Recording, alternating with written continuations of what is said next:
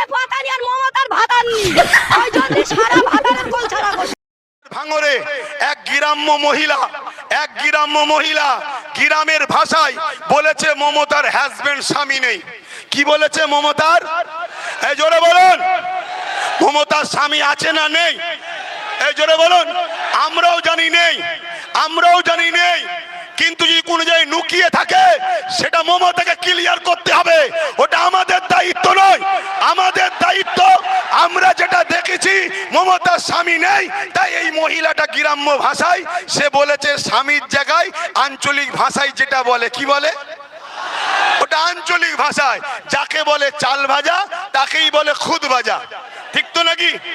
কেউ বলে পিড়ে, আর একটা কি ভাষা বলে জানো? কিন্তু জিনিসটা খারাপ কি, যদি কেউ বলে স্বামী নেই তো খারাপটা কি বলেছে? কিন্তু তার বিরুদ্ধে কেস হলো, তাকে অ্যারেস্ট করলো, আর এখানে ইসলামের বিরুদ্ধে